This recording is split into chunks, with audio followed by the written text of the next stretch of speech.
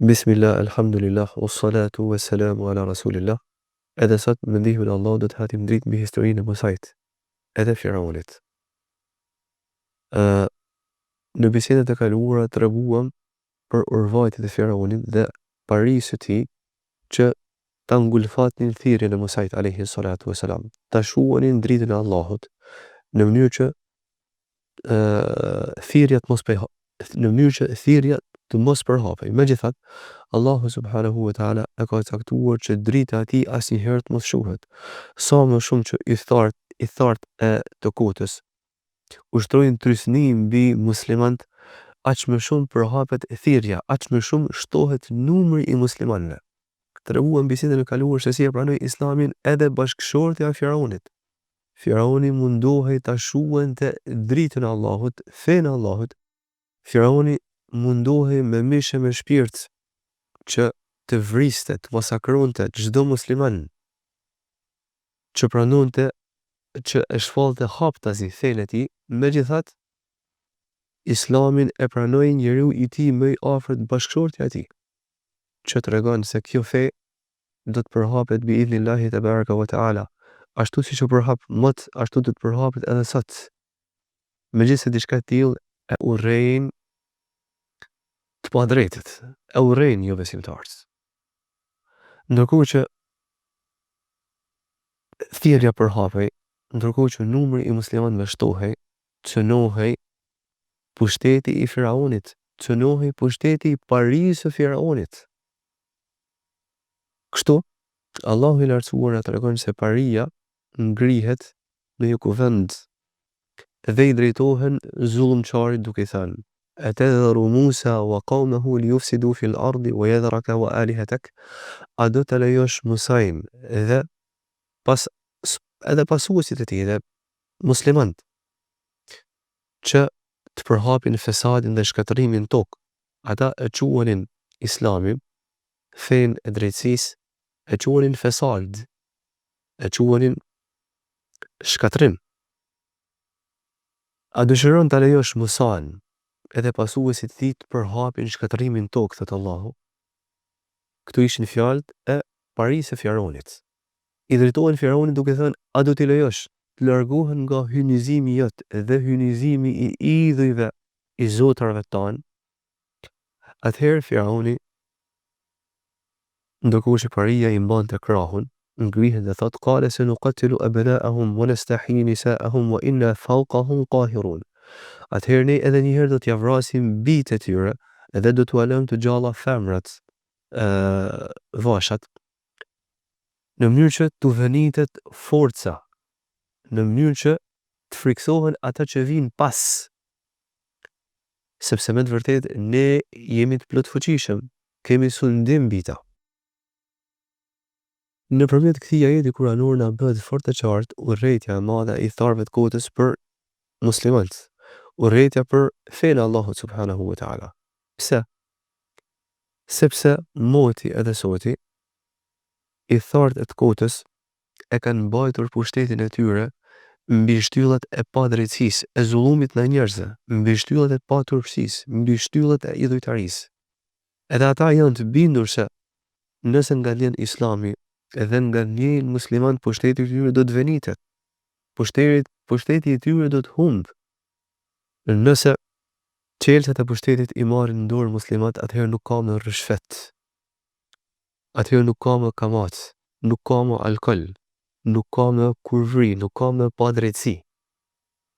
Nuk ka më asnjë shtek nëpërmjet të cilit zullumçarët e motit por edhe sotit pasorohen. Prandaj ata urrejnë me shpirt Islamin edhe muslimanët, mbasi zemrën e kanë të lidhur me pushtetin, me pasurinë. Edhe kushdo që e cënon pushtetin e tyre, kushdo që e cënon pasurinë e tyre, ngrihen me të madhe përkundra. Kështu bëhen me pasuesit e të dërguarve të Allahut, moti edhe soti. U munduan të hitin baltë mbi figurën e tyre, në mënyrë që të venitej, të shuhej drita e Allahut subhanahu wa taala, mos përhapej feja. Kur e panë se diçka e tillë nuk i solli kur fardubie, atëherë u munduan që t'i likuidonin edhe fizikisht, në mënyrë që të shërbenin si shembull për ata që vijnë, për ata që do të vinin pas.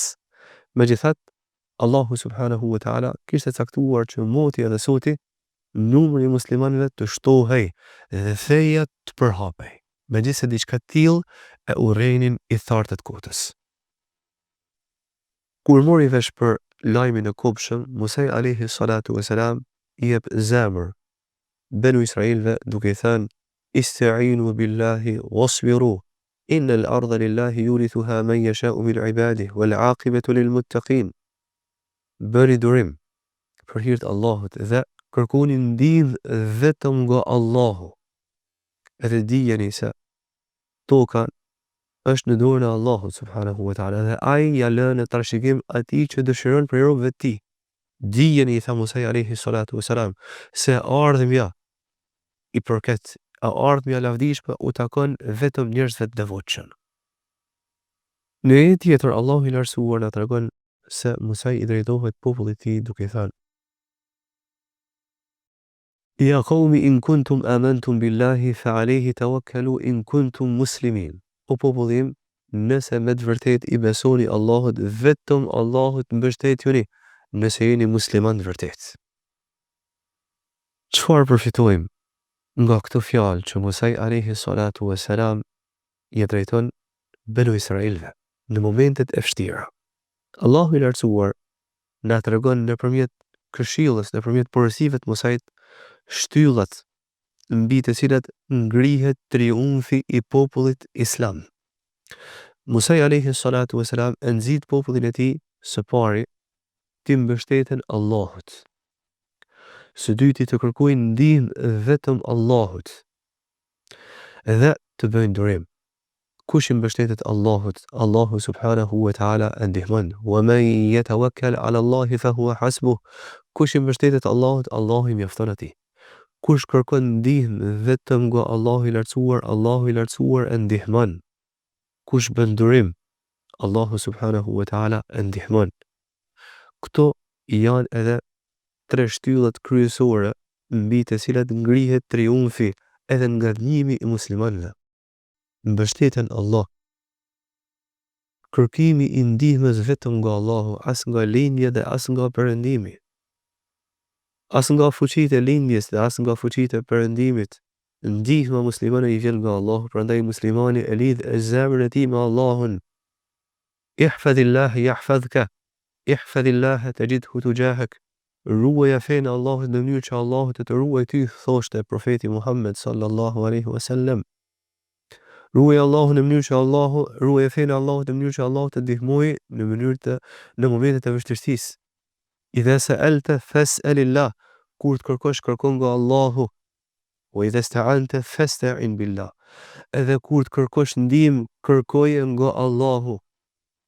واعلم أن الأمة لو اجتمعت على أن ينفعوك بشيء لم ينفعوك إلا بشيء قد كتبه الله لك. Edhe dije se sikur të gjithë ngrihen për sjellje një dobi, nuk mund të sjellin kurfar dobie përveç asaj që ka caktuar Allahu për ty. Edhe ana sjellta, sikur gjithë ngrihen për sjellje ndonjë dëm, nuk mund bëjnë kurfar dëmi përveç asaj që Allahu ka caktuar për ty. Prandaj lidhe zemrën tënde me Allahun, kërkon ndihmë nga Allahu dhe bëj durim. Interesante është se Musa alayhi salatu wasalam i drejtohet popullit i tij duke thënë: bëni durim, mbështetuni Allahut nëse jeni musliman të vërtet. Nga ky fragment kuranor kuptojmë se krejt pejgamberët e Allahut, të gjithë pasuesit e pejgamberëve kanë qenë musliman. Nga Nuhu, nga Adami, e deri tek Muhamedi sallallahu alaihi wasallam, të gjithë pejgamberët e Allahut kanë qenë musliman. Pasuesit e tyre kanë qenë musliman. Islami dhe muslimant nuk janë diçka e shpallur rishtazi. Islami nuk është një fe e cila ju shpall Muhamedit sallallahu alaihi wasallam, përkundërsi është feja që i është shpallur të gjithë pejgamberëve pa përjashtim. Feja islame është feja Adamit, feja Nuhut, feja Ibrahimit, feja Musait, feja Isis alayhi salatu wasalam, feja profetit Muhammed sallallahu alaihi wasallam. dhe gjithë pasuesit e këtyre profetëve së bashku me profetit, së bashku me këto profet, domethënë, kanë qenë musliman. Allahu i lartësuar thot në Kur'anin famlar kur përmend rastin e Nuhut, Nuhu i drejtohet popullit i tij duke thënë: "Wa umirtu an akuna min al-muslimin." Allahu më ka urdhëruar që të jem nga muslimanët. Allahu i lartësuar thot për babain e pejgamberëve, për Ibrahimin alayhi salatu wassalam: "Ma kana Ibrahimu yahudiyan wala nasraniyan walakin kana hanifan muslima." Me të vërtetë Ibrahim nuk ishte as jehudi, edhe as i krishter, por se ishte besim drejt, musliman. Allahu i lartësuar thot në Kur'anin famlar: "Wa wasa biha Ibrahimu banihi wa Yaqubu ya baniya inna Allaha istafa lakum ad-din fala tamutunna illa wa antum muslimun." Përkujtoni o Muhammed, përkujtoni o musliman, kur Ibrahimi edhe Jakubi jalan porësi, jalan vasijet pas ardhësve tyre, fëmijëve tyre, këto fjalë: Allahu i lartësuar e ka përzgjedh fen islame për ju si fe, prandaj të mos ju gjej vdekja për vetë se të nënshtruar ndaj Allahut musliman. Allahu i lartësuar përmend rastin e Jusufit alayhi salatu wasalam, e kemi përmendur kur i lutej Zotit lartë madhërisëm me këto fjalë: "Tawaffani musliman wa alhiqni bis salihin." O Allah, ma merr shpirtin si musliman dhe më bashkon ahiret me njerëzit e mirë. Krejt pejgambert e Allahut azza wa jall kanë qenë musliman. Krejt pasuesit e pejgamberëve kanë qenë musliman. Feja vetë e pranuar tek Allahu është Islami. Musa alayhi salatu wasalam i drejtohet popullit tij duke thënë: "Wa 'ala Allahi fatawakkalu in kuntum muslimin." Allahut mbështetjuni nëse jeni musliman vërtet. Atëherë Allahu i lartësuar na tregon se Benu Israilit i drejtohen Zotit lartë madhërisëm me lutje. Faqalu 'ala Allahi tawakkalna. I thanë Musait: Allahut jemi mbështetur. Pastaj ju drejtuan një zëri Zotit lartë madhërisëm me lutje duke thënë: Rabbana la taj'alna fitnatan lil qawmi adh-dhalimin. O Allah, mos na sprovo në popullin zullumçar. Wa najjina, edhe na shpëto. ونجنا برحمتك من القوم الكافرين. Edhe na shpëto me rahmetin, me mëshirën tënde prej popullit jo besimtar. Ju lutën Allahut, ju mbështetën Allahut, i kërkuan ndihmë vetëm Allahut, bën durim, atëherë erdhi ndihma Allahut subhanahu wa ta'ala. Allahu i shpalli Musait: "Wa ila Musa wa akhihi an tabawwa'a لقومكما بمصر بيوتا واجعلوا بيوتكم قبلة وأقيموا الصلاة وبشر المؤمنين." Thot Allahu i lartësuar në surën Yunus se i shpallën Musait edhe vllajt tij që të ndërtonin shtëpi në Egjipt, të ndërtonin faltore ku të mblidheshin edhe të adhuronin Allahun subhanahu wa ta'ala bashkërisht, të falin namaz me xhamat. Se në këtë mënyrë do të vinte ndihma Allahut subhanahu wa ta'ala. Wa bashiril mu'minin, dhe përgëzoi besimtarët. Pse ti përgëzoi besimtarët? Sepse atëherë kur muslimanët mblidhen me njëri tjetrin, kur muslimanët si një trup i vetëm i mbështeten Allahut subhanahu wa ta'ala, kur muslimanët bëjnë durim, kur muslimanët e adhurojnë Allahun subhanahu wa ta'ala me namaz bashkërisht, vjen ndihma e Allahut subhanahu wa ta'ala.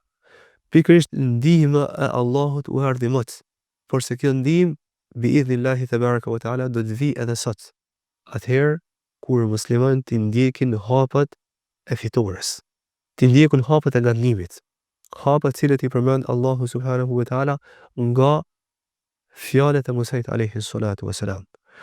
Kush i mbështetet Allahut, kush i kërkon ndihmë vetëm Allahut, kush bën durim, kush i përkushtohet namazit me xhamat dhe i lutet Allahut subhanahu wa ta'ala me përgjërim, le ta di se fitoria është afër. Elus Allahun azza wa jall të bëj të dobish me këtë që tham. Wa sallallahu ala Muhammad wa ala alihi wa sahbihi ajma'in.